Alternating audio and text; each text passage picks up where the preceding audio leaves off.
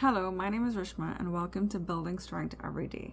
We are in the month of May 2023 and our focus will be on mental health. If you looked at my thumbnail, you would see that I said, shh, don't talk about suicide. Before we go into a deeper conversation regarding that, I would like you all to look at this video. It's about 1 minute. And what's really interesting about this, or as you watch it, to think about what you're feeling and keep that in mind as I discuss it after. So take a minute and watch this video. What's your name? Jesse. Jesse, pleasure to meet you. What do you do work-wise? I take care of my two younger brothers. I was going to school for forensic anthropology. You were going to school for forensic anthropology. What's that? So basically, I would look at dead bodies and try to figure out what happened to them. Did you get to the point in the school where you were face to face with a dead body? No, I quit going to school because I almost myself. Wait, hold on. What? Would you rather I not repeat that? I don't care. She stopped going to school because she started having some negative thoughts and wanted to focus on some health care, some self-care. We'll phrase it that way.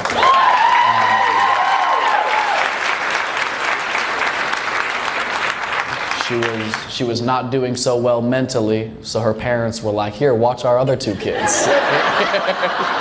Oh, fuck, Jesse! You're in no position! Oh my God. Well, good luck. I hope you don't end up looking at two more dead bodies. Whatever, you guys. So after looking at that video, I cringed. I cringed because I just thought that it was inappropriate. I felt very uncomfortable looking at it. And, I was ready to have a huge discussion about how this comedian roasted her. But then I decided, let me look at the comments. And it was the comments that made me reevaluate how I was thinking. Because a lot of the commenters were people who had been in a similar situation, like the young person who had tried to kill herself. And they said that he didn't try to sweep it aside. He didn't try to minimize it. He actually respectfully asked her if he could talk about it. So he blocked the mic.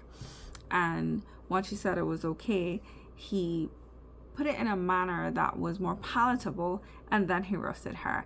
And those commenters who were in similar situation as that person said that he made her and them feel more human because it was addressed and it was boldly spoken. So growing up, one of the things that I learned was that if you said the word suicide, it was almost as though you were suggesting. But the literature is saying otherwise. That if you feel that you're depressed, if you feel that someone around you is depressed, it's really important to ask, do you feel suicidal? Do you have suicidal thoughts? And that's a really, really important question. So 3 things that I just want to brush upon that could help in a very broad way so that we're never sort of clueless, but that, and I keep using that word, empowered, so we could help those around us and we could also help ourselves and have the regret as well. If we can give people information that helps them to make better decisions, and I think we should definitely do the work that it entails to help someone along. So the first thing I would like to say is that if someone says that they're suicidal, most of us do not have that sort of training to help that person. Usually that would require some sort of professional training.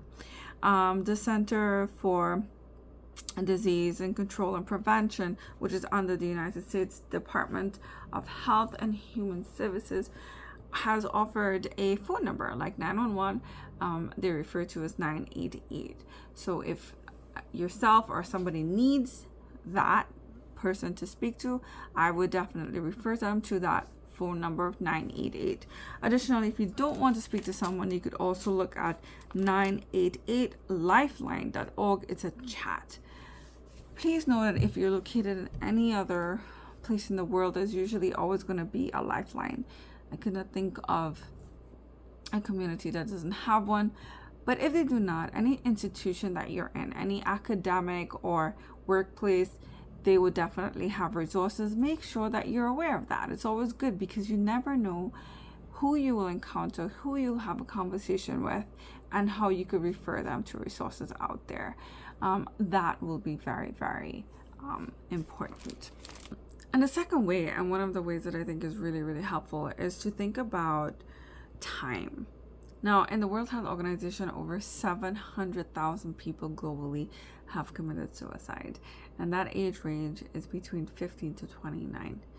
And during that time period, between 15 to 29 is huge developmental stages. We go through so much transitions in life, spiritually, mentally, physically. You go through having friends, losing friends, having family members.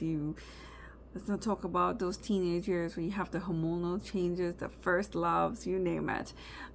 It's very, very altering.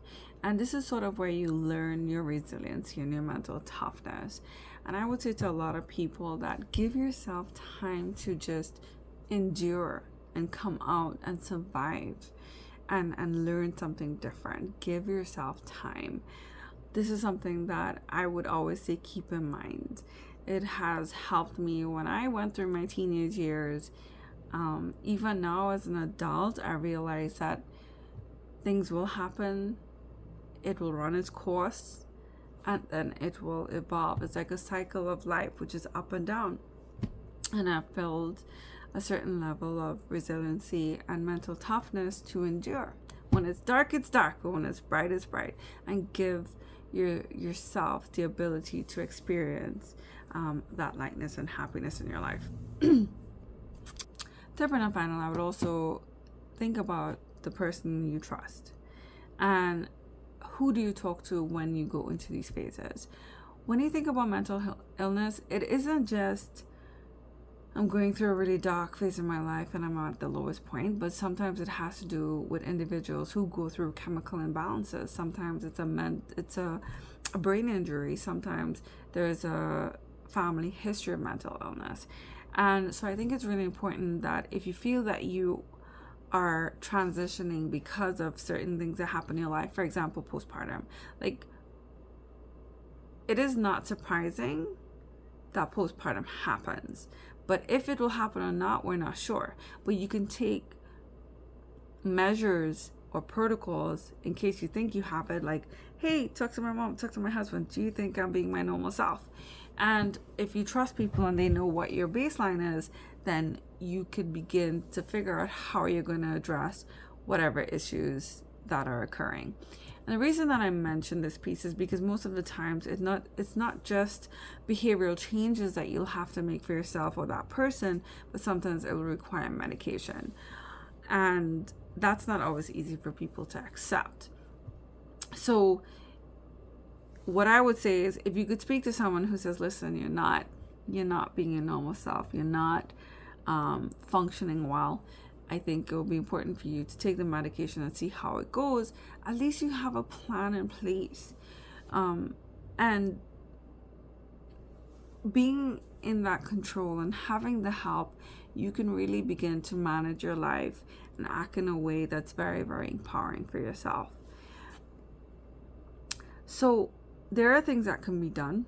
There is more research. This is not an exhaustive list, but I believe that these three things are sort of like the go-tos, the main areas in which we could begin to say, yes, we know what the resources are for people. 2, give yourself some time, right? Sometimes it's just a little bit of a phase that you're going through. Might be a year, might be 2, and that's okay, but you will come out of it.